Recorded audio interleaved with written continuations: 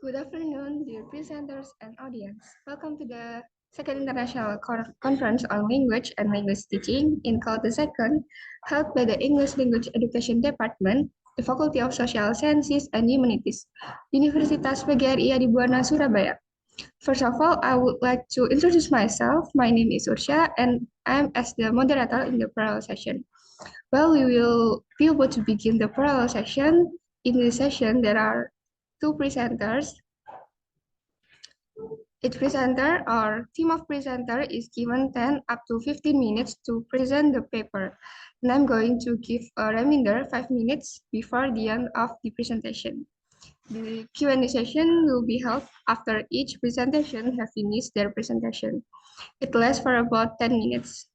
Ladies and gentlemen, if you have question, you may raise your hand and address your question or type on the chat box after the presentation finishes. Without further ado, I would like to welcome to the first presenter. They will convey a presentation entitled Digital Technology and its Impact on Student Reading Habits. Ms. Diska Fatima Figianti, the time is yours. Okay, thank you for the opportunity given to me, dear Miss Ursha. Before I start my presentation, is my voice clear enough there? Enough. Okay, so let's go directly to the presentation. Let me share my presentations in the screen. Okay.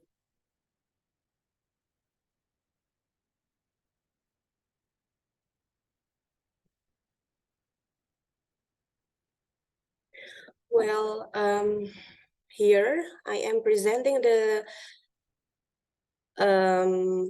what is that? The title about the digital technology and its impact on our students' reading habits. Let me introduce myself first. My name is Diska Fatima Virgianti.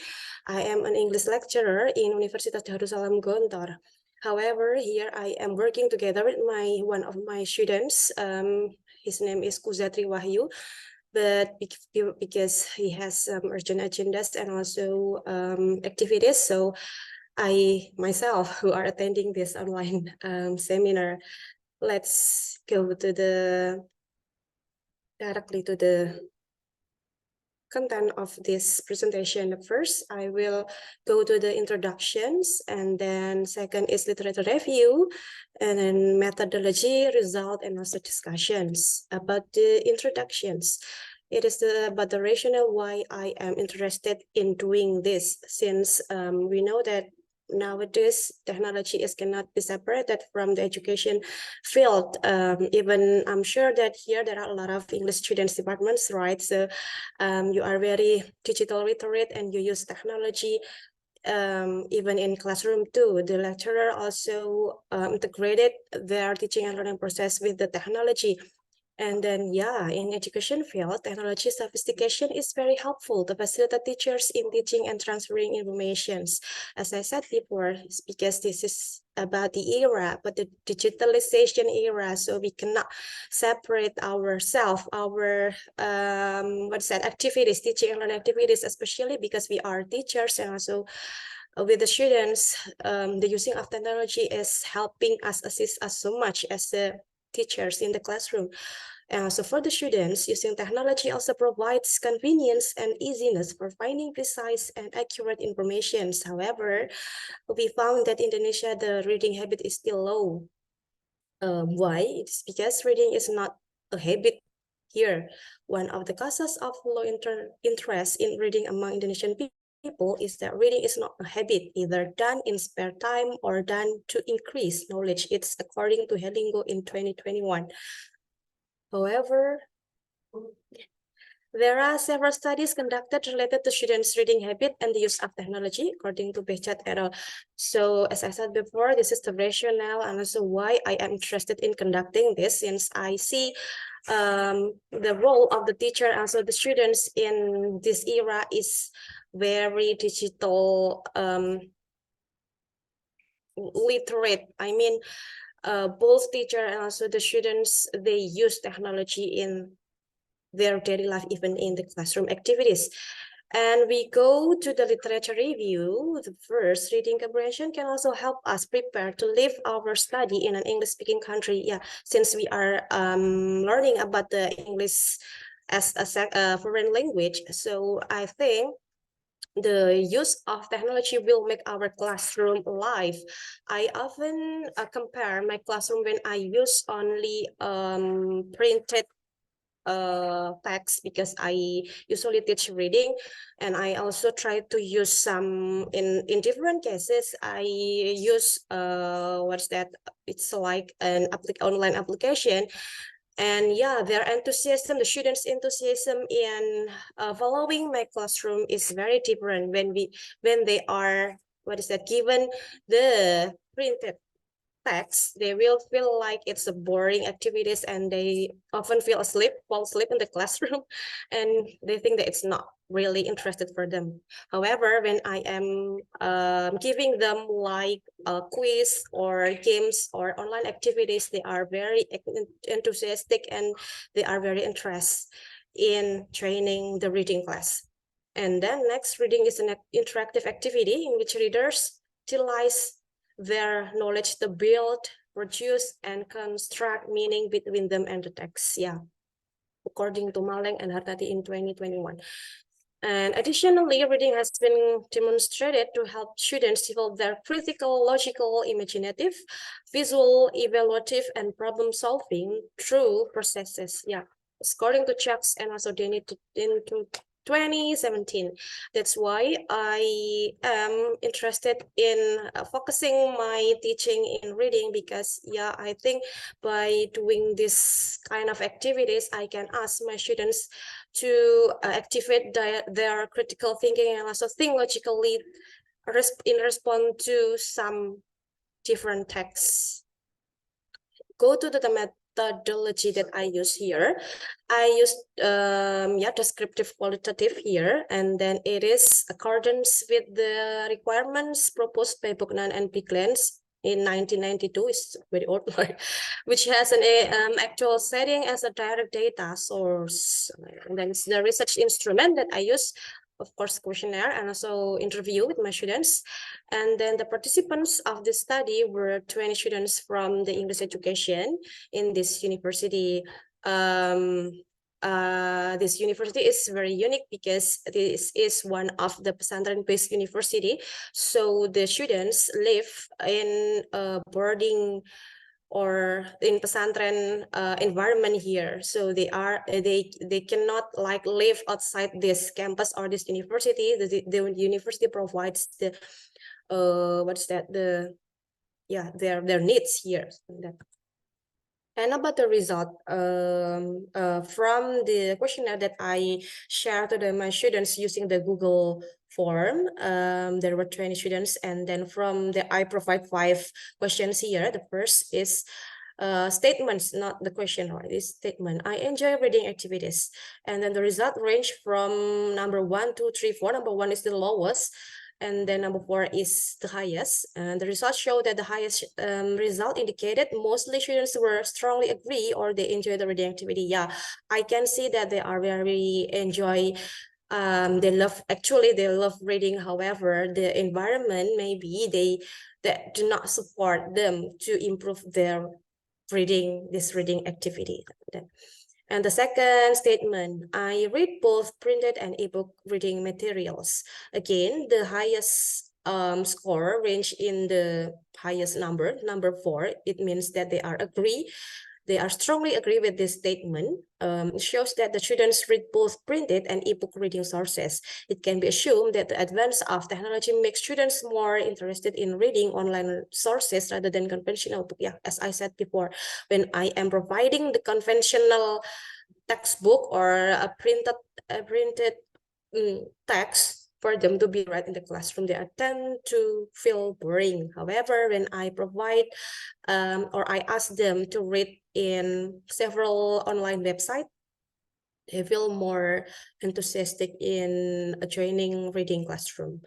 The technology affects my reading performance. Yeah, it is proved by as many as 61.1% of the respondents chose strongly agree, because it is the highest number here, number 4. They said that the presence of technology is them to read the materials whenever they are. Yeah, in the interview result of the interview, the students also said that they said that they love reading in online environments, since they can read everywhere, and it does not really depend on the classroom setting. I mean, they can read in their room, they can read everywhere they like, they can read in the canteen, for example, when they have an assignment. So yeah, that's why it's about the easiness in accessing these reading materials. And as the next statement is, I use supplementary materials while reading. Yeah, I provide several choices here, but the supplementary materials such as Wattpad, Webtoon, or Google Book, and then the highest result, they choose Wattpad as their supplementary materials where in their spare time. However, the rest of the students also chose other supplementary reading materials such as online websites or from the social media, I guess. Yeah, as long as it is in English, I also support them to always reading. And then the next statement, I use technological advances for practicing reading. As many as the result is, as many as 67.8% of the students using technology for reading activities, while the rest stated that they often did not using technology in reading. It means that the development of the technology affected their reading practices, of course. We go to the discussion. Here, I got several points about the discussion. From the first, student will learn more about the word through reading, and more students will be able to learn foreign languages. It is in line with Hachen's opinion that reading is a process of gaining messages. The print media is declining in 2017, not just on a national scale, but also on increasingly global scale. That's why now the reading activities move to the online media, like that. The truth is that print media has started to lose readers. Young people now choose to use their smartphones, computers, or other digital devices as well as online media. According to the study's findings, 66.6% of people still like reading print books. Yeah, it's because the students also said that what's that, when they are read the printed books or printed materials, they can have like a sense that they cannot get it in online reading materials, such as they can smell the book, they can touch the book, and then they can like fold the book, they can give underline to the book, something like that. So still there are some students who are agree that they love printed materials more than the online materials. According to what the researchers observe, students today do read more literature via e-books. Yeah, students use print media in the past, but as technology advances, reading materials like novels, textbooks, and even news media have moved online. Yeah, because here students assess the readings, not only the reading, but their learning materials mostly in online websites or through the online PDF, something like that. So they do not have a printed media for every subject, no, but the lecturers here also give them freedom to use or to seek more or to browse more reading sources through the online sources or online materials. And the next, the results that are often put forward are the convenience, efficiency of the time and place, and students' dependence on these electronic devices. Yeah, again, because it's the era is already different with maybe 10, 20, 30 years ago. So nowadays the use of the presence of the technology is very often used but it is inseparable from today's people lives, something like that.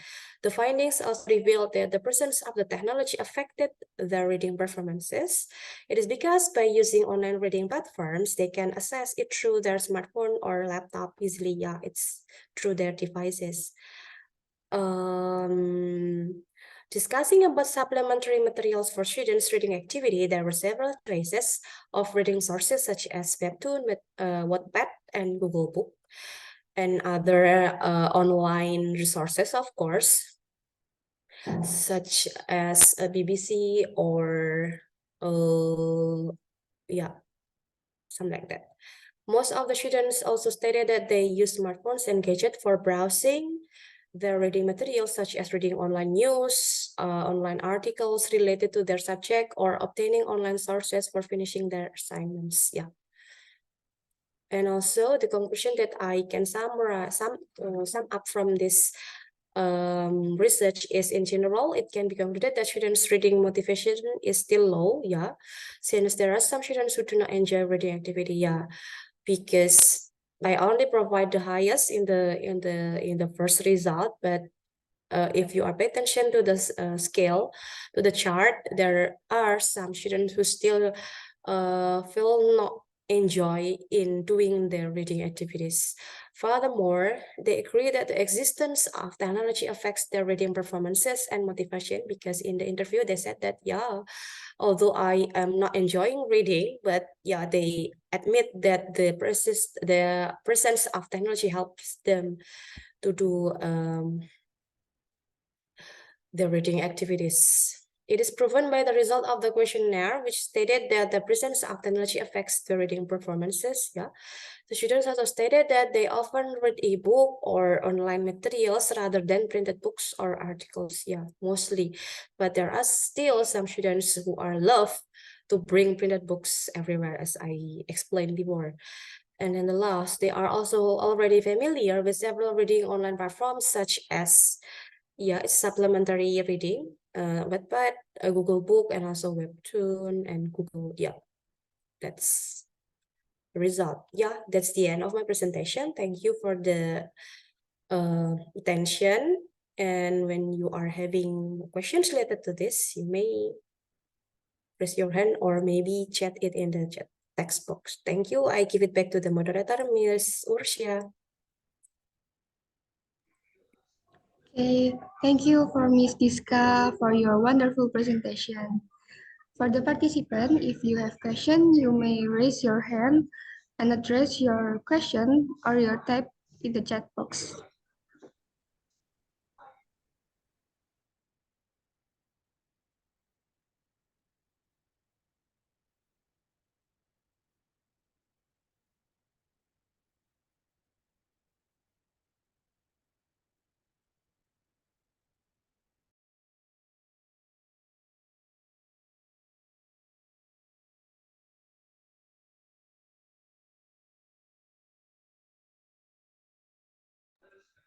Sorry, Miss Diska, in the chat box, Tranti Tuifan told for, oh, this is, uh, yeah, Tranti Taifan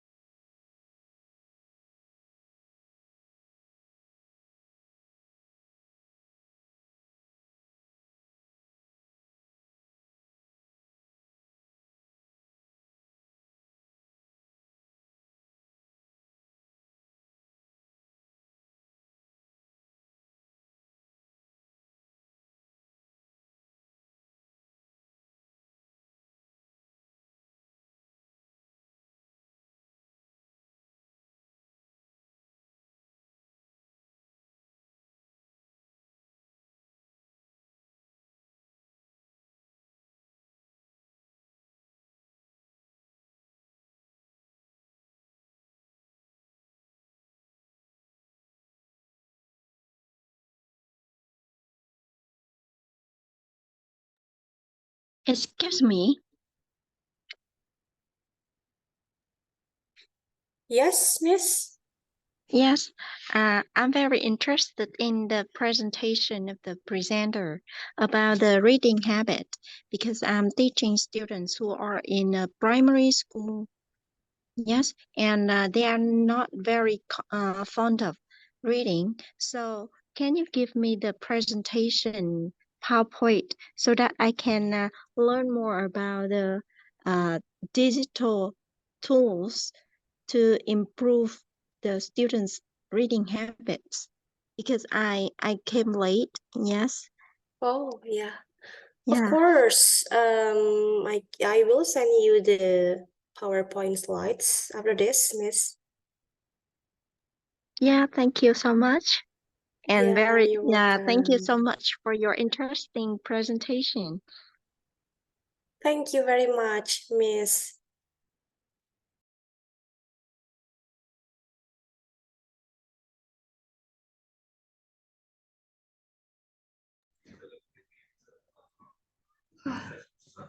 Sorry, I think there's a problem with my device.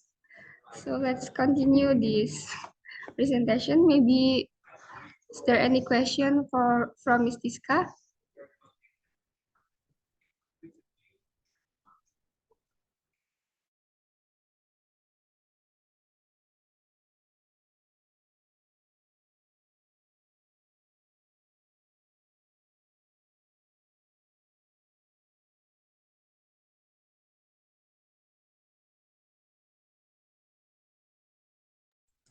Okay, I think there is. Oh, presenter. Yeah. Okay, Can I ask a question? sure. Yeah. Putiska, thank you very much for the interesting presentation. We share the same research interest, that is reading. It's interesting Yeah, also that you mentioned the poor reading habit in the earlier slides. yeah. I'm wondering what is the root of poor reading habit, especially in our country, and what should we do to overcome that? Do you have any ideas? Um, I may I answer it directly or how, Miss Urshia, Miss Moderator? Can I answer it directly? Okay, yeah, sure. Sorry. Oh Forgot. yeah. Sorry, bad. Thank you for the questions, Miss. Um, yeah, I mentioned the reading habit because the previously I also read some articles or the previous results stated that in 2018, if I'm not mistaken, no, it's a data got from PISA, and it stated that Indonesia is one of the country that still has a lower reading habit amongst other countries like that. And then that's why it's also become my concern here. I think everything should be start from the very small activities, right?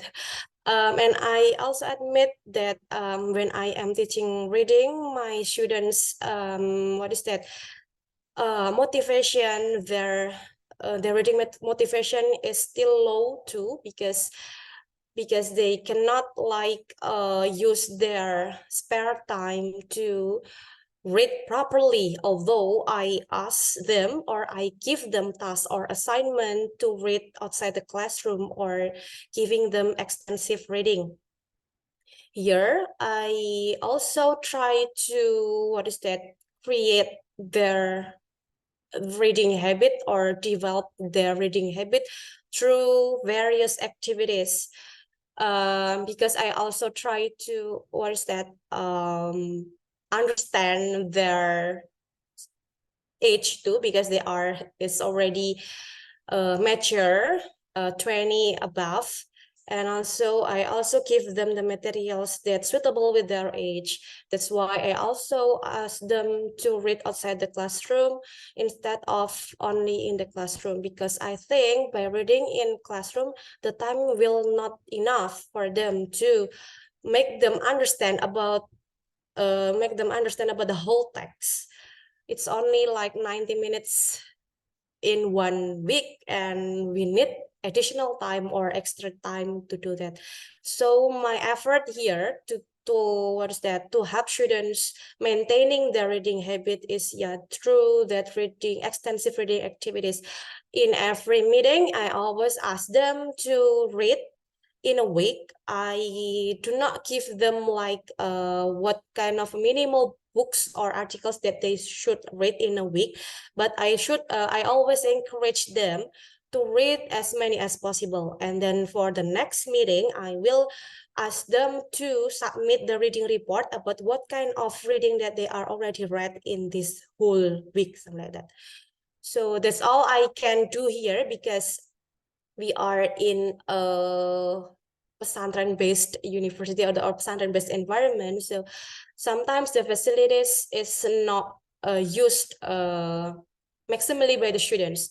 We are already provide the library. We already provide the digital library too. There is a laboratory. There is a library in every faculty. However, the students rarely visit this place. So we have to have like other, what is that, solution for them. That's why I give them freedom to read, but I still give them limitation. So before they read, they should, what is that, submit what kind of reading theme or reading topics or the title that they will read in 1 week, so I can control them, and also I can check through or browsing. So what does this text tells us about, something like that. So if it is approved by me, so they can continue to read that and also write the report, the summary of the reading material, something like that.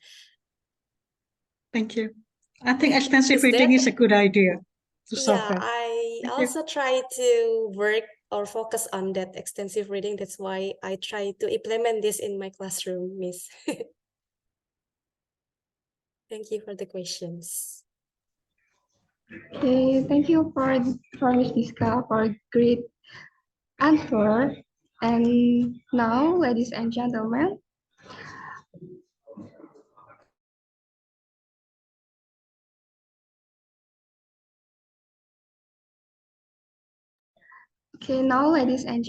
let's welcome our second presenter, our team of presenter. She will deliver a presentation entitled Student-Teacher Reflection on Project-Based Learning for Ms. Kusuma Rasdiati and Farah Ramadhani. Time is yours. Thank you, moderator. I'm going to share the slide.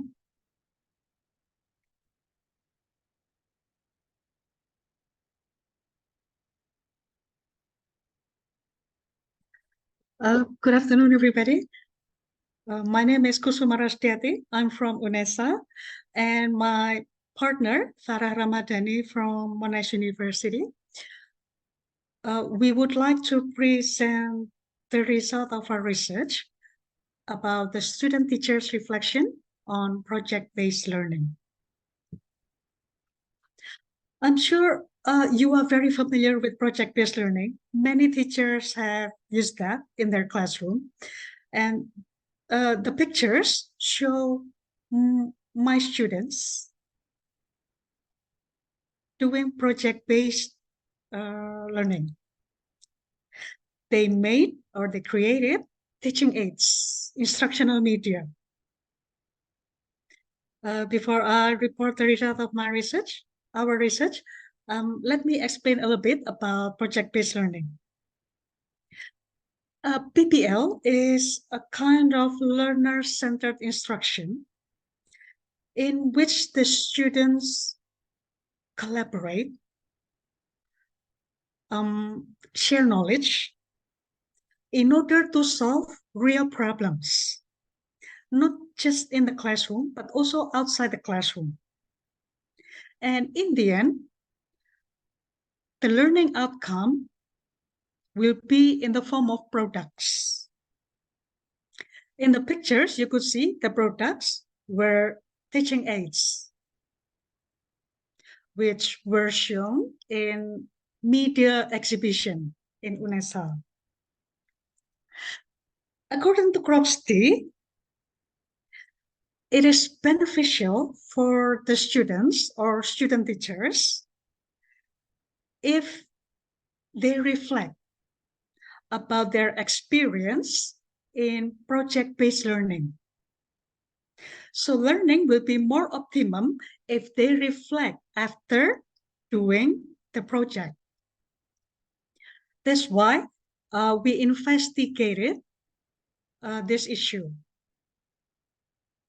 But before that, let me review a little bit about reflection. Reflection simply means examining one's own strengths and weaknesses to improve his or her performance. So if we look at our own strengths and our own weaknesses, then we can do better next time. That's reflection. Reflection originally is from the concept reflective thinking proposed by Dewey in 1930. In his monumental book titled How We Think, Dewey talked about reflective thinking. Reflective thinking simply means this: if we are perplexed, we are confused, we are in doubt, or we have difficulties in learning, then we do something to resolve this issue. That means we are doing reflective thinking. That's according to Dewey. 5 decades later, Schoen, in 1987, published his book where he proposed a similar concept. So this is a continuation of reflective thinking. The concept that Schoen proposed was reflective practice. He distinguished reflective practice into 2 types. The first is reflection in action, which means we are reflecting while we are doing something. And the other one is reflection on action, which means we reflect about what we have done. Okay. So what does reflective practice mean? Reflective practice is the process. It's a process through which student teachers, early career teachers, and experienced teachers restructure actions, their beliefs, their knowledge, and their theories that inform practice, that inform their own teaching for professional development. So now it's clear that in order to develop professionally, student teachers and also teachers should restructure their actions, their behaviors, their beliefs, and their knowledge, and also the theories that they know, so that they can be better next time. About our research, the aim is to describe the EFL student teachers' reflection on the cognitive and social aspects of their performance in PPL. That is, making a poster in this PPL.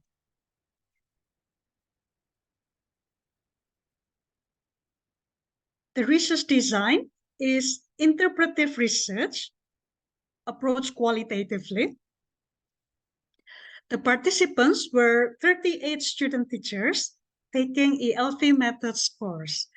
ELT methods course, well, it's about language teaching methods such as grammar translation method, audiolingual methods, communicative language teaching, and so on.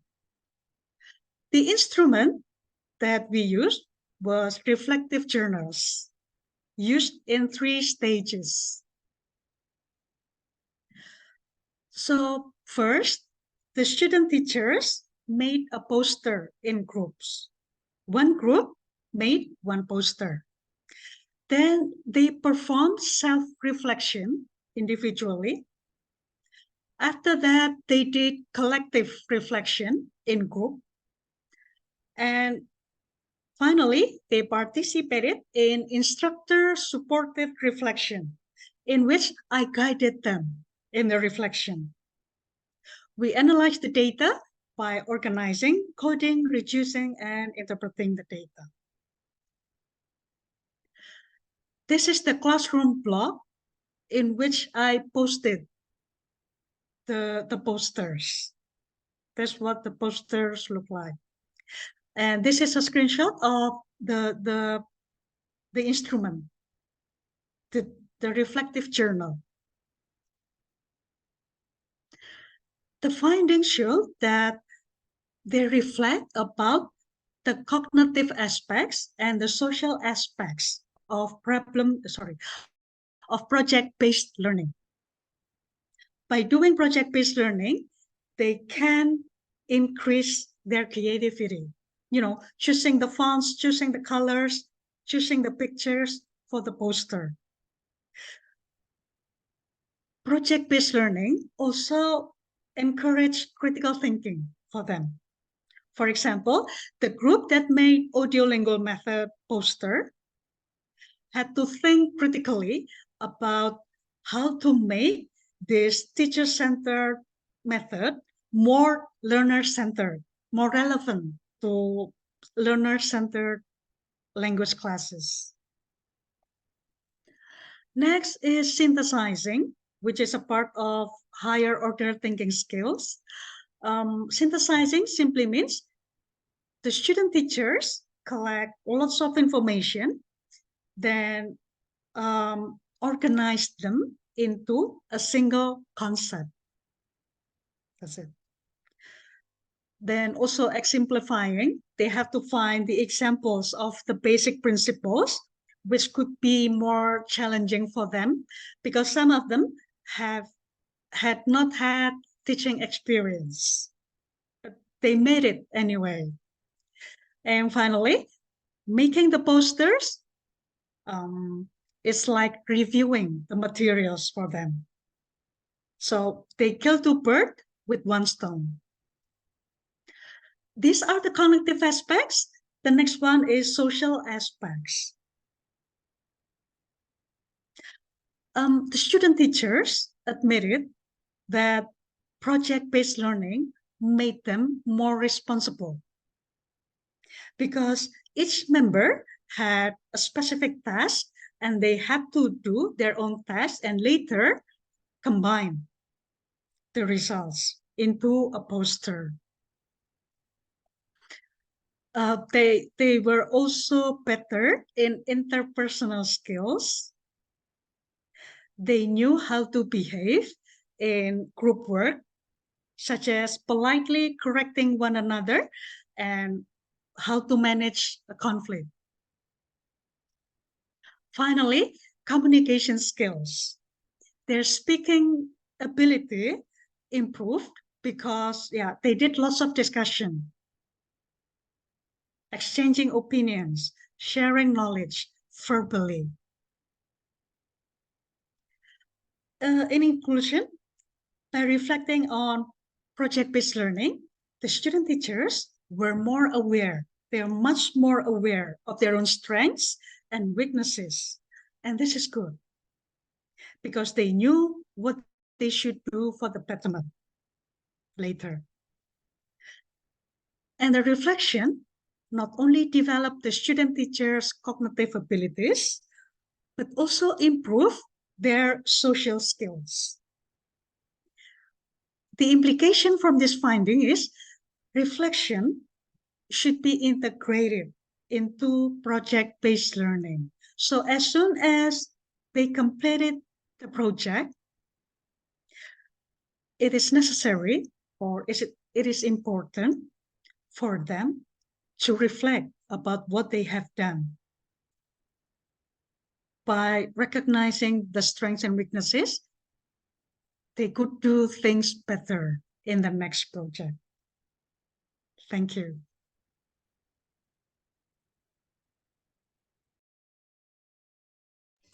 Thank you for your wonderful presentation, Ms. Kusuma Rastiati.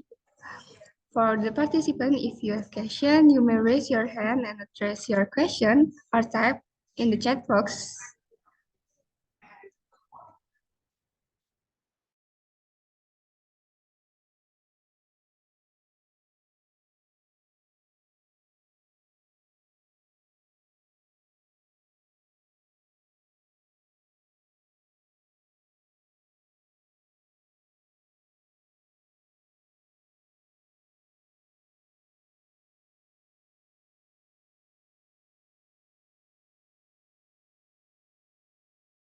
Well, I think there's no question. Actually, I have a questions. Not really question. I Okay, just want to Patricia. share some teaching experience with Miss Kusuma. Okay, Miss. You are delivering very nice issue here about the project-based learning. We know that this kind of project-based learning is still hot here because our education curriculum nowadays for the schools also use this to encourage the Merdeka curriculum, something like that. So, Miss, I need your suggestion or maybe enlightenment toward this. When should we start to apply this project-based learning? It is a good or the correct decision from the government to use this project-based learning started from the elementary school, something like that. So is there any what is that age what is that age me what's that the limitation or something, or it can use from every age or every level of grade of schools or something? Because here when I teach my university students, it is very hard for them to produce those kind of things, honestly. Because for the female students, I think it is very easy for them because they are very neat. They can create very nice or beautiful teaching aids. However, for the boys, it is very hard for them to create the things like this. So, is there the second question? Is there any suggestion for encouraging our students to be able to creating those those nice teaching aids or teaching media? So that. Thank you. That's for me. Thank you, Patricia, for the question about the age, the minimum age of applying PBL. I don't think there's a minimum age. Even kindergartners could do project-based learning, although the task is very, very simple. But it teaches them to work in groups, to collaborate, share knowledge. It's their responsibility. We have to make them aware as early as possible. That's my answer about the minimum age. About the challenges, I don't think it has something to do with the gender. I don't think it has something to do with the gender. All students can be creative regardless of the gender, whether they are male or female. It could be very easy for them to participate in PPL and create something, create a product. My students were creative because, well, because they had that quality. They were creative. I had to admit some students were not too creative in that area, in teaching aids. Okay. I taught the course called media. Okay. And to encourage the student teachers to be more creative, I use modeling. That's an easy concept. If I want my students to be creative, I have to show them that I'm creative. So they created something. It's not out of nothing, you know. I don't just stand in front of the class, please do this, please do that. The product will be this. No. I had to give them an example, ranging from the simplest media to a more complicated media. I gave them an example, and it's not just in one session. You know, in this session, then in the next, it doesn't take long. It didn't take long, probably just 5 minutes, 10 minutes. I showed them the example and I asked them to make a similar one. That's good practice. Okay, so it should be consistent. It's be continuing. That's my answer. Thank you. Thank you for the very nice answer, Miss. I guess I later in my classroom also I should try modeling things, because yeah, maybe the students' motivation in one class is different with another class, because we are holding the different courses, right? Because Yeah. I think it's also affected my students' motivation. So next I will try your suggestion, your real experience in the classroom for doing modeling thing. Thank you, Miss. You're welcome.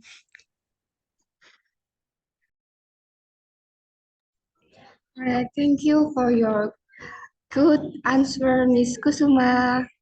And dear participants, don't forget to fill the registration form.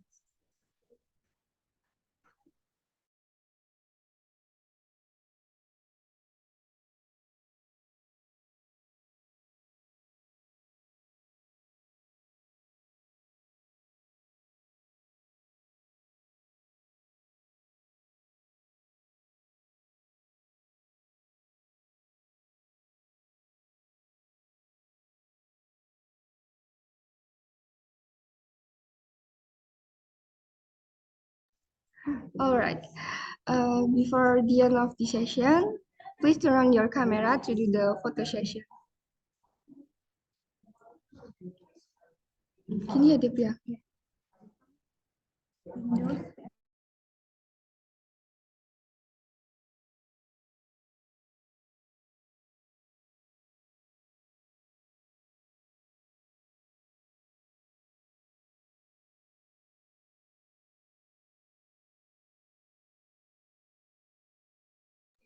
Once again, dear participant, please turn on your camera.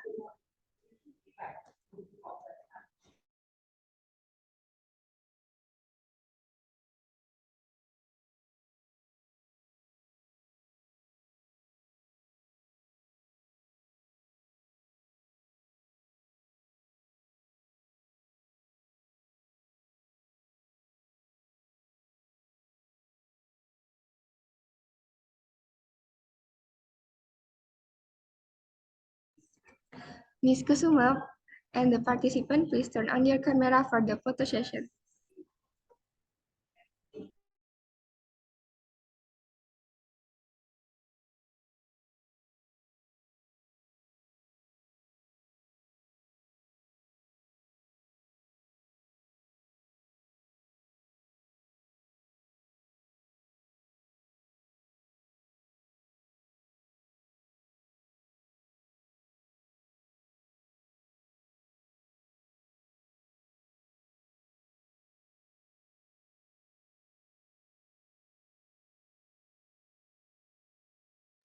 Okay, thank you.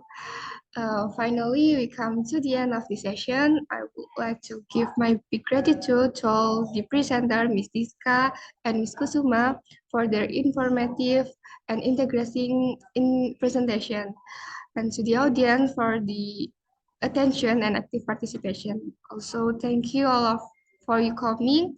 We wish you all the best and hope that you continue be engaged with InCult second. Thank you.